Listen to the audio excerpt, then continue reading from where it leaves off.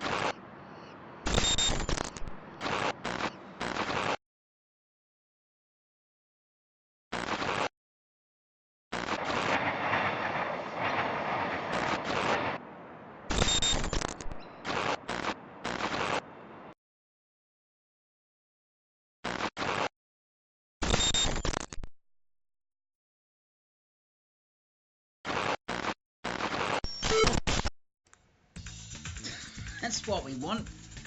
It's the wild cards. Wild cards, come on. It is. We're looking at the ladies' side of the draw. We're looking at the wild cards that have been granted to various players on the ladies' side of the draw. And I've got to tell you, there's a couple of names there. I'm wondering what is going on with these decision makers.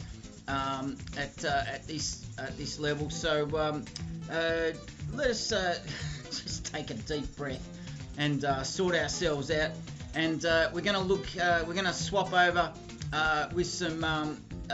While we talk about the wild cards at Wimbledon, we're going to have a look at some wild card matches that were played a couple of years ago, because we want to keep things dynamic for our viewers. And we'll just switch the sound down here. We just want to keep things dynamic for you visually, and we'll put up this match between a qualifying match a couple of years ago between Rebecca Šramková, the Slovakian, against Kristina Buxa, the Spaniard. And we saw Šramková was also at Wimbledon last week during the qualifying rounds at Wimbledon. So let's get this. Yep. Yep.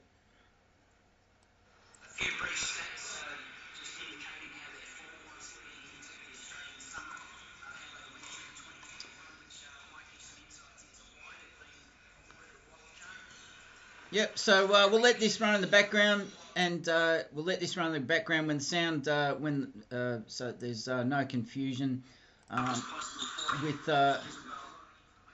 We've got a lot of information for you. So let's get into it. The wild cards that have been granted entry into the main draw at Wimbledon starting tonight, Melbourne time.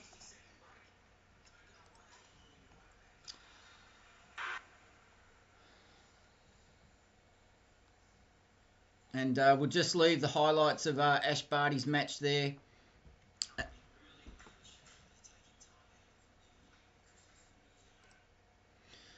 And we're just looking, we just want the players in the background there. They've gone through their warm-up, and now they are launching into their match. And what I want to do now is go through the wild cards on the ladies' side of the draw for Wimbledon 2023. And a couple of surprising names, as I said at the bottom. So let's just go through them slowly. And the first wild card entry, here, coming up. Got it all lined up. Just chat amongst yourselves. Oh dear. No, that's not what I wanted. That is not what I wanted. That is not what I wanted. Oh dear. And apologies for this. We're just losing the information I had lined up. It's not all over the place. And here we go. So the first wild card at ranked 105 in the world is Jodie Burrage, the player from Great Britain. And we'll just briefly go through the profiles of these players, and what you'll find is pretty much all of these players, except for a couple of surprise names at the end, are British players, which is no surprise. Usually the home Grand Slam gives out wild cards to that nation's players. Jodie Burrage from Great Britain. She's ranked 108 in the world, born in London, plays right-handed, and her current ranking is 108. And let's just have a look at her lead-up to Wimbledon, the lead-up tournaments. She was playing in Eastbourne on grass, went through qualifying successfully, and then made it into the round of 16, beating the American Lauren Davis, another qualifier, and came up against the 5th seed for that tournament, Coco Gauff. And she got spanked in straight sets, 6-1, 6-1. And then at Birmingham, she only made it into the round of 32. The main draw came up against her compatriot, a familiar name, Harriet Dart, and she won that game. No, she did not. She lost 6-4, 2-6, 5-7. Harriet victorious there. Played in Nottingham. Another great set of results for Jodie Burrage at Nottingham. She made it all the way to the final. She beat the Czech player Teresa Martinkova, a Polish player Magdalinette, another Polish player Magdalena Frech, another French player, Elise Cornet, and in the final, up against Katie Bolter, another very well-known name to British tennis fans, that she lost the final 3-6, 3-6, and it was a pretty even match in terms of ranking. Katie Bolter ranked at 126 in the world. So we'll leave it off there and move on to the next player. The next wild card is actually Katie Bolter. There you go. That's nice continuity there for us. So Katie Bolter, the British player, she is ranked 89 in the world at the moment. And so why is she getting a wild card? It must be her results have sent her up the rankings there, but she's still got a wild card nevertheless. She's currently ranked, because the singles rankings have ticked over. They tick over every Monday. So her results from previous tournaments will have come into play. Ranked 89. She's 26 years of age, born in Leicester, plays right-handed. And let's go through her particular lead-up tournaments. Eastbourne. She lost in the round of 32 to Petra Martic, the Croatian, ranked 30 at the time in the world. She had a round of 32 loss in Birmingham in straight sets, 5-7, 5-7. Pretty close against the Chinese player Lin Zhu. And the Chinese women, they're making their presence known after the success of Grand Slam winner, the Chinese player Li Na. A few years ago, she won the Australian Open. And we'll finish off with Nottingham, that Katie Bolter made it all the way through to the final. Of course, we just said that her opponent was Jodie Burrage in the final, and she won 6-3, 6-3. But she had a pretty good run, didn't lose a set for that whole tournament, and playing everybody was British except for Daria Snegur of Ukraine.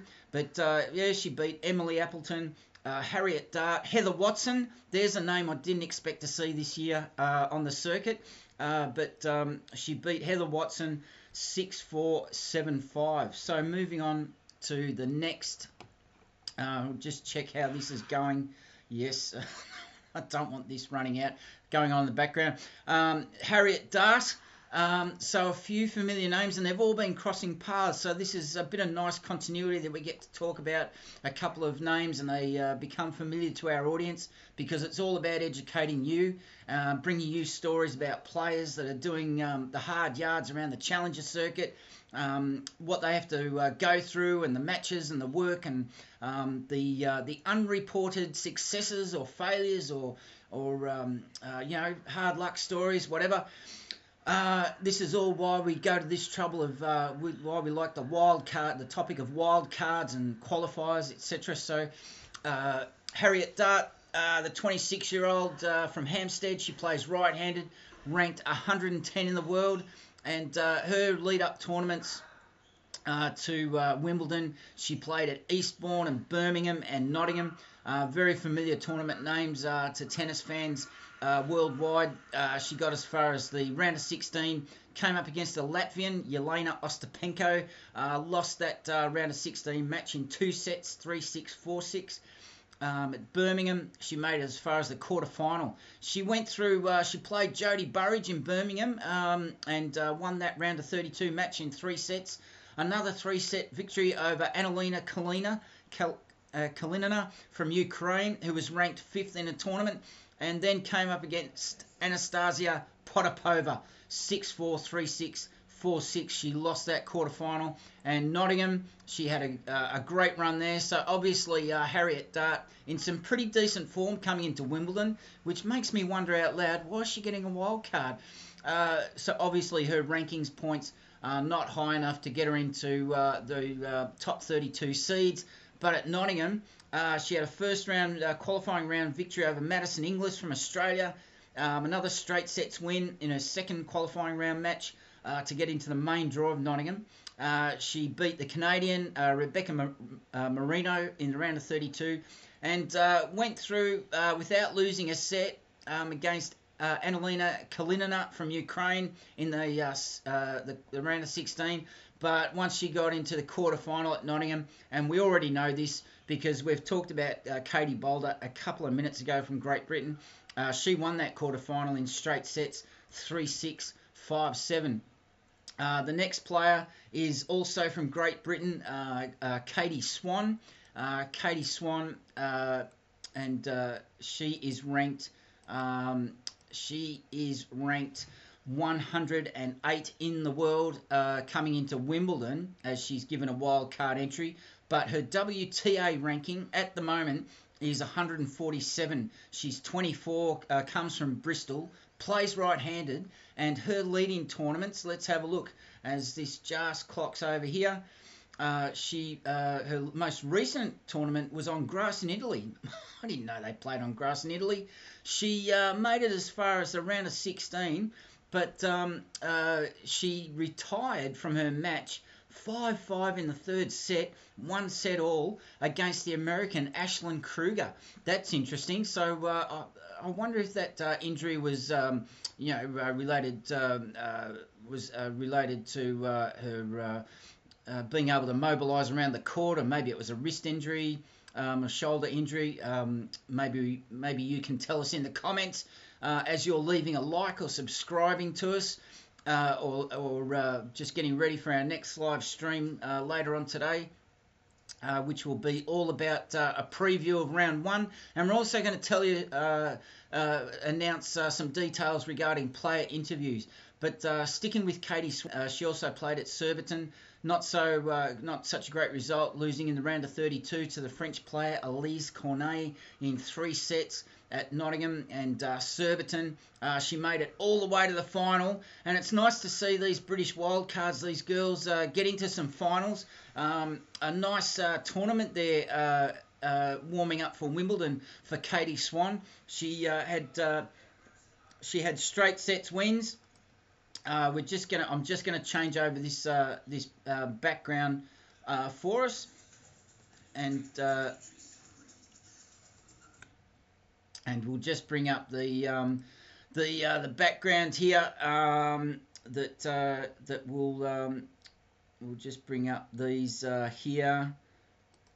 Always like, this is my go-to for the background because Wise Words Media doesn't have any broadcast rights for footage from Wimbledon, and we own this. This is from our content library, so it's nice to be able to use this. The sight, sound, summer of tennis to get us all in the mood, and to go back to Surbiton to finish off the profile of Katie Swan. She got through players from France, Germany.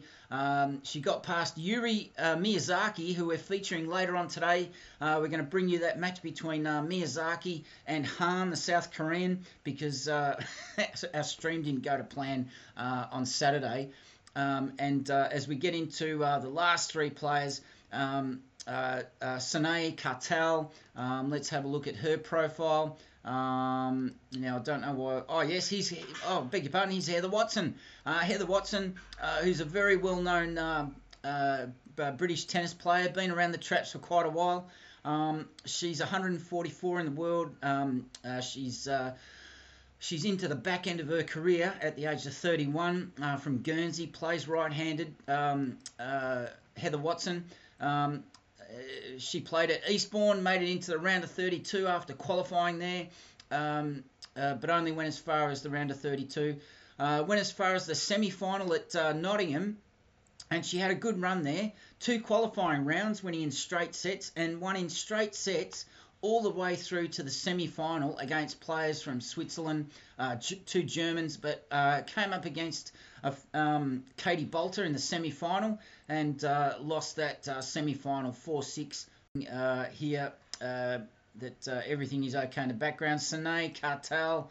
I don't want to go there. Don't want to go to an ITF profile. I want to go to the WTA profile. Come on. So she's ranked 266 in the world. Plays right-handed, and we'll have a brief look at her stats here. She played on grass in Germany, just only in the round of 32. She must have had a straight entry into that tournament. Ilkley in Britain, made it as far as the semi-final against as a seed in that tournament. Lost 2-6, 1-6 in the semi-final. At Nottingham, Martel made it through 2 qualifying matches and into the round of 32 against Magdalena Frech of Poland. Lost that in 3 sets, 3-6, 7-5, 2-6.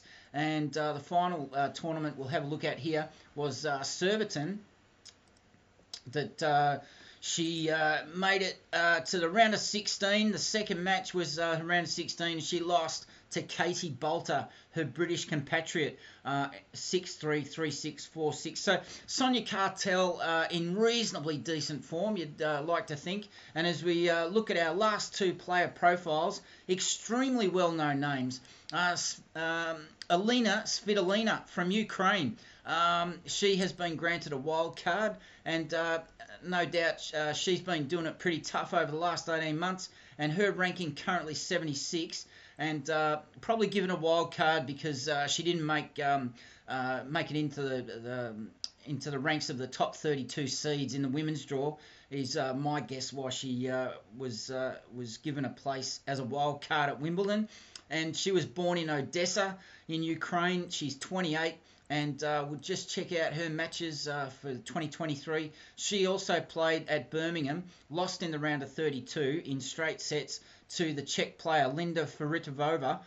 And her previous tournament, that's the only game that she had after Roland Garros. So quite possibly, Alina Svitolina must have either had some time out with injury, or maybe even just for a break in general, and you couldn't blame her really. So she made it the quarterfinals of Roland Garros, and she went through from the opening round, the first round. She beat the Italian Travasin. She beat Storm Hunter from Australia. The round of 32, she beat Anna Blinkova in 3 sets. Daria Katsakina in the round of 16. She came up against Arina Sabalenka, and I'm pretty sure she's from Belarus, and she was ranked seeded 2nd in the French Open at Roland Garros, and Alina lost 4-6, 4-6. And the final wild card for the ladies at Wimbledon, and I just can't understand the logic of giving Venus Williams at the age of 43, ranked is at 695 in the world. Why would you give this player? And look, I'm not trying to be mean or negative or anything, but a younger player from, even if they're from America, why not give a younger player from the United States a go? But anyway, here's Venus Williams, ranked 558 in the world. We all know all the details about her, so we've been going on a little while. So it's all about educating our audience and rehashing the details of Venus Williams doesn't really achieve that. So so there you go. That's the ladies' side of the draw. The wild cards heading into round 1 of Wimbledon tonight, Melbourne time. And we're really looking forward to seeing some proper action again this year at Wimbledon, and hope you're looking forward to it as much as we are. And we really appreciate your patronage. Drop us a like, drop us a comment, and a subscription to our channel would not go astray at all. We really appreciate you taking some time out. And we've got a fair few more presentations lined up, a few more live episodes. You don't have to set your alarm clock by us, and that's the whole reason why we are putting this content out there, is so people can enjoy it at any time of the day or night that is convenient to them. So no matter where you are around the world, you can join us. Now, we're based in Melbourne, Australia. We're a small boutique production house. We're punching above our weight. Our main focus is the Australian Open, but we've been planning this for quite some time. We tried to get up and running for the French Open.